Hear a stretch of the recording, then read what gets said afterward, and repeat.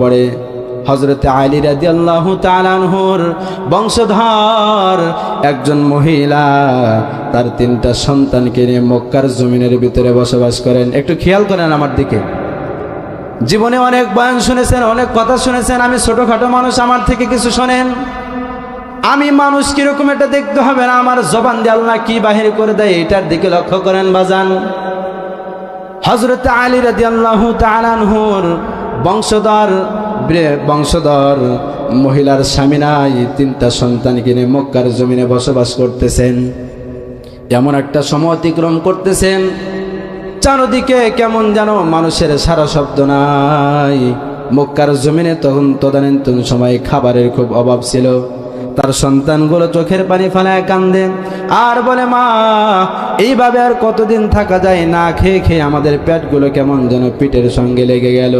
জনম দুঃখিনী মা চোখের পানি ফেলায় কান্না করে আর পাতিলের ভিতরে পানি গরম করে সন্তানদেরকে ডাক দেয়, বলে, বাবা কিছুদিন অপেক্ষা করো, আমাদের জন্য সুফল আসবে। সুবহানাল্লাহ।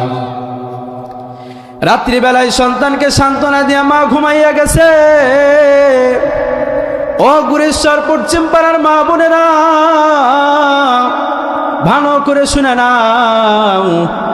জনম দুঃখিনী মা সন্তানদের কিনে রাত্রিবেলায় যখন ঘুমায় গেলেন বাজান, ঘুমায় যাওয়ার পরে আল্লাহর নবী বিশ্ব নবী ওই জনম দুঃখিনী মায়ের কাছে এসে স্বপ্নে যোগে দেখা দিয়েছেন। সুবহানাল্লাহ কন্যা এসে বলতেছেন, মা জননী আপনি আগামীকাল মক্কার জমিন ছেড়ে আপনি আফগানিস্তানে চলে যাবেন। সুবহানাল্লাহ। আফগানিস্তানে বলক শহর নামক একটা জায়গা আছে, ওই জায়গায় যাবেন।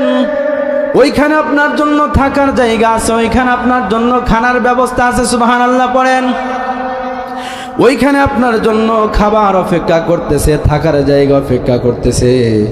পরের দিন সকালবেলায় মা নামাজ শেষ করে যখন তার সন্তানদেরকে বলল, বাবা আর কোনো চিন্তা নাই, আর কোনো পেরেশানি নাই, আমাদের খাবার এবং থাকার জায়গা বিশ্বনবী স্বপ্নে এসে দেখা দিয়ে গেছে। আল্লাহর বান্দা আর দেরি করলেন না, সন্তানদেরকে নিয়ে রওনা করে দিলেন, আফগানিস্তানে চলে গেলেন। যাওয়ার পর বলক শহরের ভিতরে যখন ঢুকে পড়লেন, ঢুকে পড়ার পর তার সন্তানেরা বলতেছেন, মা অনেক দূর রাস্তা অতিক্রম করে আসলাম, খাবার নাই, তুমি না বললা ছোট্ট মানুষ না বলে কিছু বোঝে না। আল্লাহর বান্দা চোখের পানি ফেলা কান্না করে, মাগো তুমি না বললা বলক শহরে আমাদের জন্য খাবার আছে, আমাদের জন্য থাকার জায়গা আছে, মা কোথায়?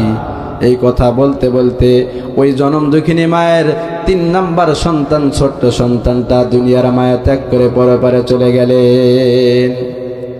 ক্ষুধার তাড়নায় কিন্তু আমাকে আপনাকে আল্লাহ তাআলা অগণিত নাজ নিয়ামত দান করেছে, তারপরেও শুকরিয়া নেই, আছে না নাই?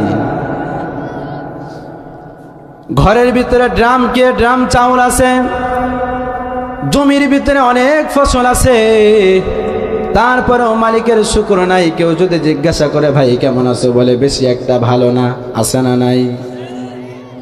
কিন্তু তদানীন সময় দেখেন নবীর বংশের মানুষেরা কেমন ছিল, তাদের ধৈর্য কি পরিমাণ ছিল রে বাবা।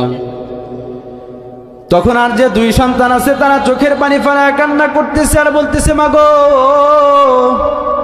তুমি না বললা বলক শহরের ভিতরে আমাদের জন্য খাবার আছে,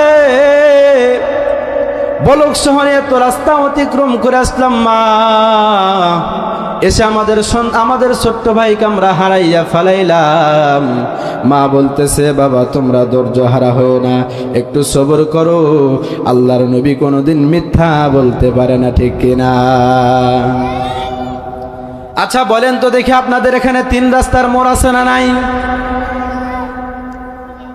আল্লাহর বান্দি এলাকার মানুষের সাথে পরামর্শ করে ছোট্ট সন্তানকে যখন দাফন কাফন করে দিলেন বাজান, আল্লাহর বান্দি তখন ঘোমটাটা টেনে দিয়ে 3 রাস্তার মোড়ের ভিতরে বসে বসে আল্লাহর কোরআন তেলাওয়াত করতেছেন। সুবহানাল্লাহ। আরো জোরে বলেন না সুবহানাল্লাহ। যারা হামিলে কোরআন হয়, যারা কোরআনকে মহাব্বত করে, যারা সিনার ভিতরে কোরআন নেয়, আল্লাহ তাআলা তাদের কেমন করে মাফ করে দেয় একটু দেখেন বাজান, খেয়াল করবেন, একটু খেয়াল করেন। আল্লাহর বান্দি কোরআন তেলাওয়াত করতেছেন তিন রাস্তার মোড়ের ভিতরে বসে।